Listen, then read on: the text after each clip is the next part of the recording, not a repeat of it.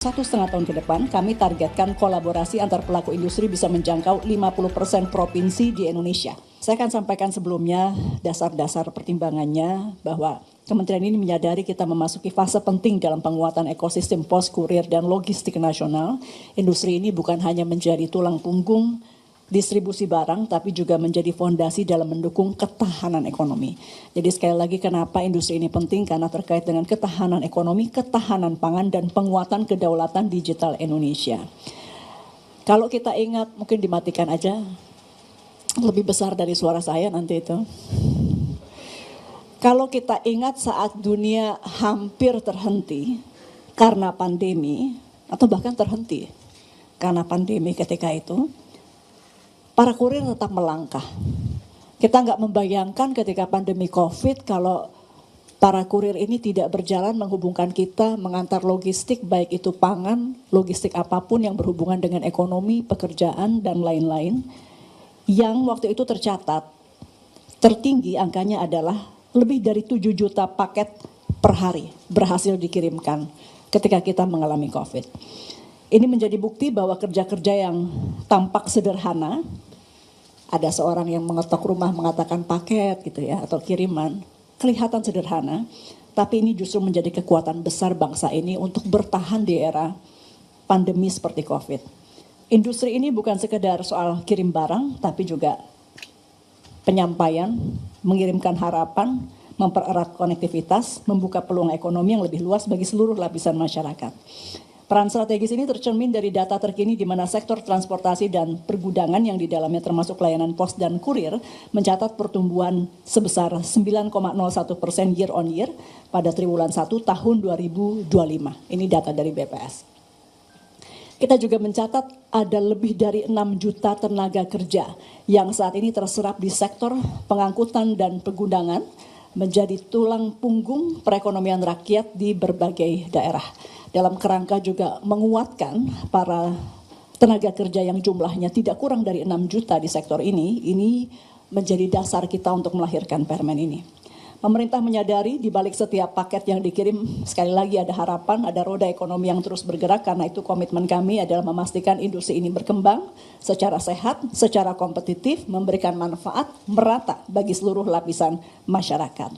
Karena itu, teman-teman sekalian, sejalan dengan arahan Presiden Prabowo Subianto yang menekankan pentingnya membangun kemandirian ekonomi melalui penguatan jalur distribusi nasional, hari ini kita hadirkan langkah konkret melalui Peraturan Menteri nomor 8 tahun 2025, alhamdulillah nomornya juga bagus ya, nomor 8 tahun 2025 mengenai layanan pos komersial. Regulasi ini menghadirkan 5 poin utama untuk memperkuat ekosistem logistik kita secara menyeluruh.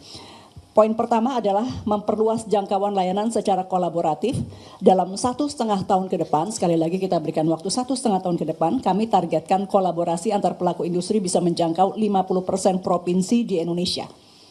Ini prinsip inklusivitas. Jadi tidak hanya di beberapa daerah saja, tapi harus 50% provinsi di Indonesia, sehingga menciptakan peluang ekonomi baru bagi masyarakat hingga ke pelosok negeri. Yang kedua, Permen ini juga mengatur untuk adanya peningkatan kualitas layanan dan perlindungan terhadap konsumen. Kami mendorong adanya status mutu layanan yang terukur sehingga masyarakat bisa dengan mudah memilih layanan yang aman, nyaman, dan bisa dipercaya. Jadi permen ini juga consumer oriented, kita sudah melihat betul dampak baik terhadap industri maupun juga terhadap konsumen. Ketiga, membangun ekosistem industri yang lebih kuat dan efisien. Ekosistem yang sehat bukan diukur dari siapa yang paling besar. Kita tahu di industri ini juga berlomba-lomba siapa paling besar. Tapi yang paling penting adalah seberapa banyak yang bisa bertumbuh bersama. Karena itu kita mendorong ada pemanfaatan bersama infrastruktur atau infrastructure sharing. Sehingga ekosistem ini bisa berjalan bersama, artinya yang kuat membawa yang lebih tidak kuat. Ya, supaya semuanya bisa sama-sama kuat. Keempat, menjaga iklim usaha yang sehat dengan semangat keadilan dan keseimbangan. Kami membangun kerangka monitoring yang transparan untuk memastikan setiap pelaku usaha, besar ataupun kecil, punya kesempatan yang setara untuk tumbuh. Kita percaya bahwa industri yang sehat adalah industri yang membuka ruang bagi semua untuk berkembang, namun catatannya bersaing harus secara jujur dan tumbuh bersama.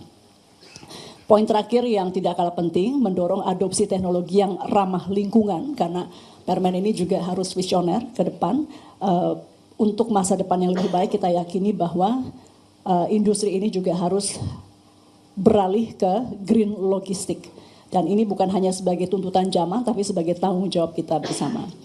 Dan dengan terbitnya Peraturan Menteri Komunikasi dan Digital Nomor 8 Tahun 2025 tentang layanan pos komersial, diharapkan dinamika industri ini dapat terus berkembang secara sehat dan seimbang. Demikian dengan mengucapkan Bismillahirrahmanirrahim, Permen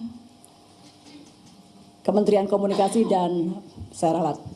Peraturan Menteri Komunikasi dan Digital Nomor 8 Tahun 2025 tentang layanan pos komersial kita rilis hari ini di hadapan teman-teman semua. Terima kasih. Bila itu Hidayah. Assalamualaikum warahmatullahi wabarakatuh.